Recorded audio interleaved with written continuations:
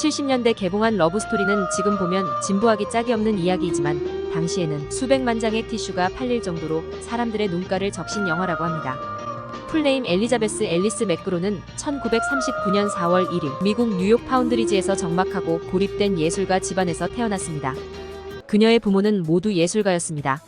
그녀의 아버지는 우아한 외톨이자 신비로우면서 실패한 천재였고, 실질적인 가장 역할을 한 그녀의 엄마는 돈을 많이 벌지는 못했지만 규율을 중시하며 조용하고 비판적인 분이었습니다.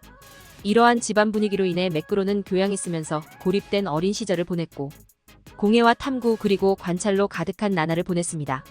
그녀의 아버지는 그녀에게 남다른 통찰력을 심어주었지만 간혹 공포스러울 정도로 포악한 알코올 중독자였습니다. 그래서 그녀의 작은 집은 불안으로 가득 차 있었습니다. 어릴 적부터 그녀는 완벽한 아이가 되기 위해 노력했고, 힐러리 클린턴도 졸업한 명문 사립 여대 웰즐리 대학에 들어가게 됩니다. 미술사를 전공한 그녀는 모든 면에서 뛰어났습니다.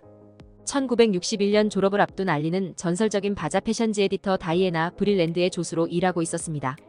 그녀의 남다른 패션 감각에 다이애나 역할도 컸던 것으로 보이는데요. 마치 악마는 프라다를 입는다 속엔 해서웨이와 같은 대우를 받았지만 결말은 사뭇 차이가 있었습니다. 그녀가 첫 패션 일을 시작한 지 6개월 후 알리는 1961년에 로빈 호엔을 만나 결혼했습니다. 명문가 시댁은 그녀를 미국의 귀족 계급을 상징하는 소셜 레지스터에 등록시키길 원했고, 돈이 없던 그녀는 명부에 실릴 멋진 사진을 고심하고 있었습니다. 누군가가 멜빈 소콜스키라는 패션 사진작가를 제안하였는데 그는 트위기를 찍어서 유명해진 사진작가였습니다. 그와 함께 소위 프로필 사진 촬영을 하는 동안 그는 그녀에게 주당 $80 하는 스타일리스트 자리를 제안하였습니다. 그렇게 해서 보그 잡지에서 사진작가의 스타일리스트와 모델로 일했습니다. 게다가 그녀는 연기로 넘어가기 전에 인테리어 장식가였습니다. 그리고 알리는 1962년 결혼 1년 만에 첫 남편과 이혼했습니다. 그녀가 소콜스키 밑에서 일하는 동안 샤넬 넘버 5의 광고 모델로 그녀를 원한다는 연락을 받았고, 그녀의 광고 사진이 고급 약국에 진열되자 관계자가 그녀를 찾아 그녀는 연기자로 전향하게 됩니다. 1968년 마침내 그녀는 작은 배역에 캐스팅되었고 1969년 굿바이 콜럼버스에서 그녀의 첫 번째 실제 역할에 캐스팅되었습니다. 그해 콜럼버스 굿바이로 골든 글로브 신인상을 수상했습니다. 그리고 소속사 대표이기도 한 로버트 에반스의 부유함에 취해서 같은 해 결혼하였습니다. 다음 해 그가 제작한 영화 러브스토리로 그녀는 메가스타가 되었습니다. 러브스토리는 알리 맥그로우와 상대 배우 라이언 오닐을 일약스타로 만들어준 작품입니다. 하버드 대학을 배경으로 음대생과 법대생이 만나 사랑에 빠지게 되는데요.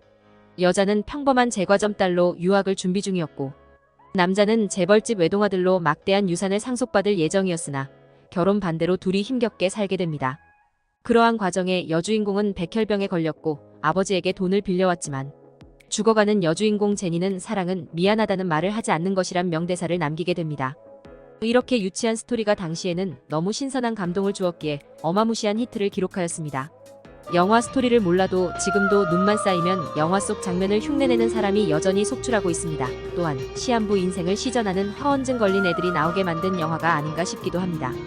맥그로는 1972년 스티브 맥킨과 함께 찍은 액션 영화 겟어웨이도 큰 인기를 끌었지만 흥행 요인은 영화가 재밌었다기보다 맥킨과의 스캔들 때문이었습니다. 이미 두 번째 결혼 생활을 하고 있던 알리는 그와 사랑에 빠져 타블로이드지를 장식하였고, 대중은 이들의 애정행각을 호기심 가득한 눈으로 쫓기 바빴습니다. 속도의 쾌감을 즐기던 스티브 맥킨은 스턴트맨 아버지의 매춘부 어머니 사이에서 태어나 일찍부터 갱단에 들어갔다 소년원도 다녀왔지만 연기하는 재주 하나는 특출했던 위험천만한 배우였습니다. 헐리우드에서도 유명한 마초남이던 나쁜 남자를 나름 최고 지성인에 속하는 맥그로우와 불륜에 빠졌다는 것이 러브스토리의 순애보적인 사랑보다 더 드라마틱한 것 같습니다. 맥그로는 1973년 맥킨과 결혼하였고 헌신적인 아내로 살았습니다. 맥퀸은 자신의 엄마 때문에 여성을 의심하는 버릇이 있었고, 그러면서 자기는 쉴 새 없이 바람을 피웠습니다. 가스라이팅을 제대로 당한 알리 맥그로는 남편이 다른 여자들과 밤새 노닥거리는 소리를 들었음에도 다음날 아침을 차리라고 하니 곧바로 차려줄 정도였다고 합니다. 게다가 그녀에게 몸매 관리를 하라고 해서 그때부터 운동을 한 것이 훗날 효과로 이어졌나 봅니다. 게다가 맥퀸은 그녀가 일하는 것을 원하지 않았기에 맥그로는 순순히 아이를 돌보는 데 주력했습니다. 결혼하고 스티브 맥퀸도 불륜의 대가를 톡톡히 치러야 했는데요. 맥그로우의 전 남편은 당시 영화 산업을 쥐락펴락하던 인물이기에 한동안 헐리우드의 메이저급의 영화에는 발도 못 디딜 정도로 푸대접을 받았기 때문입니다. 참고로 스티브 맥퀸도 만만치 않은 바람둥이였기에 맥그로우 입장에서는 그놈이었을 겁니다.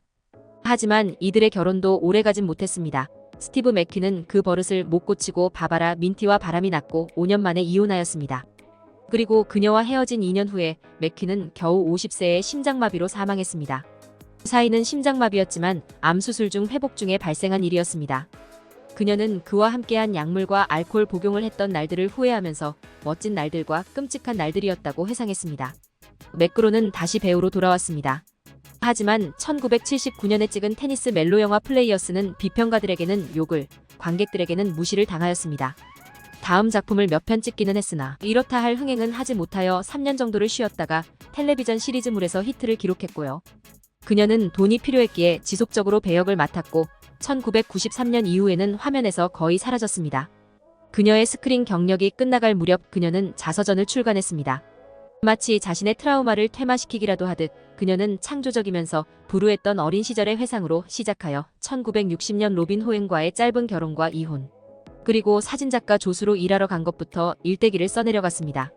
그리고 알코올 중독으로 인해 재활시설에 들어간 것부터 평생 자신을 괴롭힌 악마들을 다루었습니다. 재활시설에 들어가서 자신을 소개할 때 그녀는 이렇게 말했습니다. 제 이름은 알리이고 알코올 중독자이고 남성 의존적입니다. 그녀는 우연한 스타덤을 받아들이기가 힘들었던 모양입니다.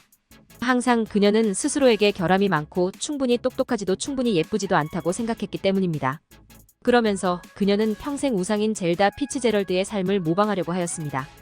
피츠제럴드의 아내이면서 유명 소설가이기도 한 젤다를 남편 피츠제럴드는 평생 뒷바라지하여 해밍웨이는 그녀를 정신나간 여자라고 그에게 벗어나라고 했었는데요. 실제 젤다는 18년간 정신병을 앓은 부유하고 사치스러운 위대한 개츠비의 데이지 그 자체였습니다. 이런 작가를 평생 우상으로 숭배한 알리 맥그로는 어리석고 낭만적이고 몽환적인 구석이 다분해 보입니다. 스크린에서는 사라졌지만 지속적으로 튀는 행동을 하려고 애쓴 흔적도 보입니다. 나름 먹기 살기 위한 방편이었겠지만요. 2000년 이후에는 1980년대 제인 폰다가 에어로빅 비디오로 전 세계를 강타했듯 맥그로는 요가 비디오로 사람들이 더 나은 몸매를 가질 수 있게 도왔습니다. 맥그로는 1971년 에반스와 사이에서 태어난 아들 조시 에반스를 지구상에서 내가 가장 좋아하는 인간이라고 불렀습니다. 그녀의 아들은 어머니를 따라 배우가 되었지만 크게 유명해지는 기미가 보이질 않자 영화 감독으로 직업을 선회하였습니다. 맥그로는 의뢰 다른 배우들도 그랬듯 동물 보호에 앞장섰습니다. 특히 자신의 경험을 바탕으로 한 산불 등 재난이 생겼을 때 자신들의 반려동물도 함께 챙기라는 캠페인에 적극적이었습니다. 현재 80살이 넘은 그녀는 멕시코의 집에서 비로소 행복을 얻었다며 평안한 나날을 보내고 있습니다. 맥퀸 이후 결혼은 안 했지만 한동안은 유부남 킬러로 지낸 적도 있고요. 현재는 남자친구 제프와 잘 지내고 있다고 합니다.